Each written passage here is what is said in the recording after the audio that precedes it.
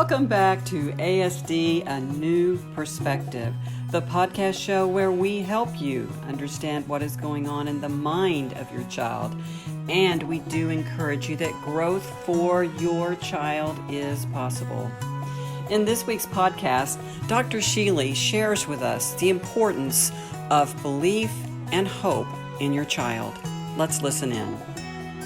I want to talk to you about believing in your child. I feel so passionately that when we have high expectations for our children, and I'm not in any way talking about judging them or wanting them to be a certain kind of person. I'm not talking about that. I mean, looking at them as a wonderful little human being with so much potential. I really think as we guide them, they feel that and that it makes a huge difference. What have you seen with that, Rachelle? What are your feelings? I couldn't agree more, Catherine. And when I talk about believing in one's child and believing that we can get the child where he's going to be to reach his potential, we're not talking about pie in the sky. And we're not pretending. We're not saying, oh, if we wish it will come true. It's not like that. I think we really have this belief that the sky is the limit when it comes to the potential our children have. I think what makes it hard is that when parents hear the diagnosis of autism, it interferes with the dreams they had for their child. And suddenly, all of the dreams, like she will be the president of a company and he will, whatever those dreams were, now they don't have them anymore. And once they've given up those dreams, it can be very hard to go back and recapture them or to think of a new dream or to say, what is the potential? What does this child like? Which is, of course, what we do with our children anyway. But hearing the diagnosis of autism puts a different spin on that.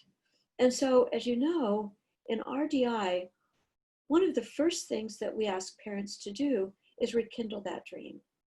And we do it with mission statements. So when we talk about a mission statement, we're saying, in 6 months, what would you like to see your child be able to do? Because we have to start somewhere. And not every child at 8 years of age is going to be the president of a company. So we start with saying 6 months, what would it be?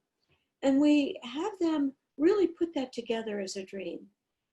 What would it look like? What kind of a story can you tell yourself that you can picture your child walking in, you walking in 6 months from now, that you would say, I'm seeing success here. And by starting at that point, we really get closer and closer to the child knowing this is different from the way it's been. And the child begins to feel, and the parents begin to feel their own hope rekindled, and they feel their competence beginning to take root. I love that. And I think what happens sometimes to parents too when they hear that diagnosis, that unfortunately in that intake period for them when they're being visited with, it's and I say still because I know you and I've been working with children for some time, it's still you almost could say the language is all wrong when we talk about it. It's such a negative moment, and amongst those negative moments, well-meaning professionals can kind of take a knife to some of those dreams. You know what I mean? Kind of be like, you need to accept this, right? As one of my friends said, at the ripe old age of 2 in some cases, which it makes no sense when you and I talk about it, that would be the crystal ball outcome for any reason, does it? It just doesn't make sense. It doesn't make sense.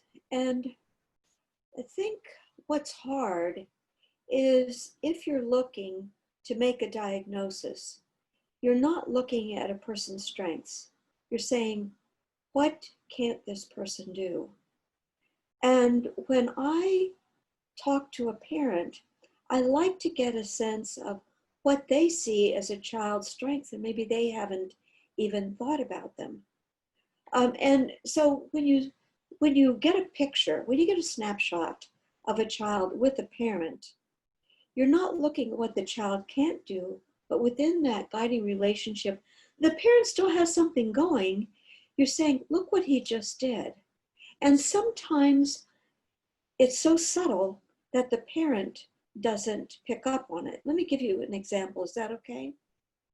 So I was thinking about a young man who his father said to him, "I was just telling you a joke," meant that he was joking about something.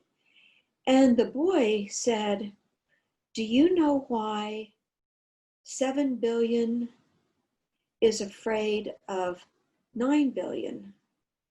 And the dad saw it as, here we go again with that restricted range of interest. And he said, no. And the boy said, because 9 billion is bigger than 7 billion.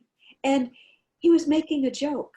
Yeah. And so what we could see was that his mind was actually working.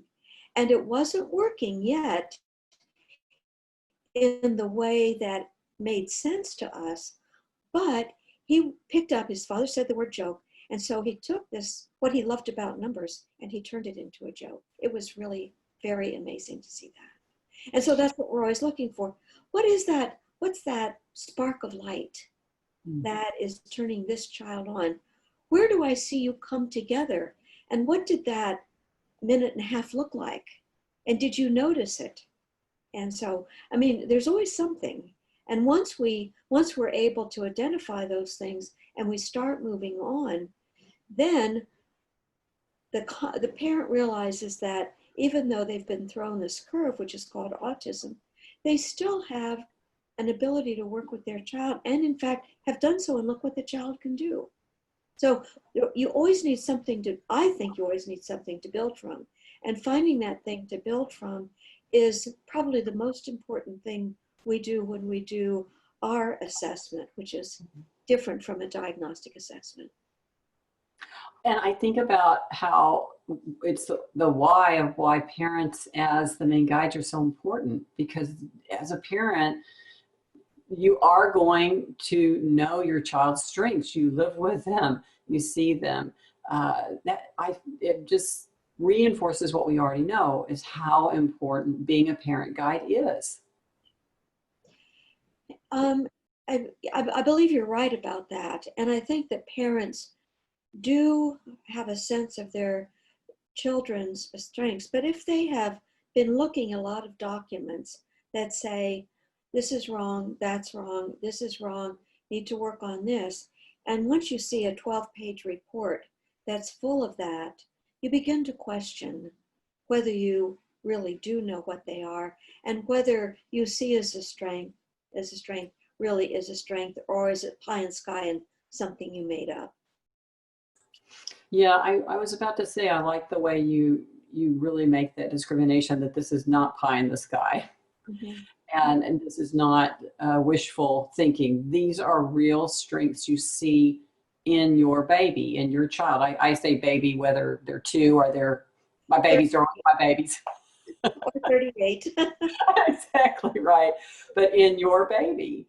And why do you know your baby? Because they're your baby. And I think it's important for people to know that these are not things that are imagined. These are real strengths that you're seeing, you know? I think the other thing too is that when we begin to look at children and their trajectory, we really don't know what it is. And I often say to parents, if I could tell you right now that this is all going to be okay, you wouldn't believe me, because you won't believe me until your child starts getting better. So let's start working on this, because I want you to start feeling better, and you're not going to feel better until your child is better. And you know, I wanted to emphasize too that that believing isn't changing. You know, over the years, I would hear people say, "Well, are you trying to change your child?" And I say, absolutely not. I love him as the charming person he's always been. He's one of the most charming people I've ever known. I wish I could be like him when I grow up. I want him to be able to live his life to the fullest and live that expanding life he's meant to live, period.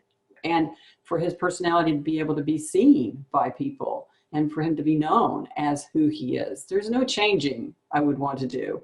I think that's really important. I think it is important. And the other thing we're not trying to do is we're not trying to give someone a set of skills so they look okay or so that they appear to do it. I remember years ago, Steve used to say it's like telling a child with dyslexia, pick up Moby Dick and pretend you can read it. No, that's not what we're doing. And we are actually saying, we don't know your potential right now, but we're going to help you reach your potential.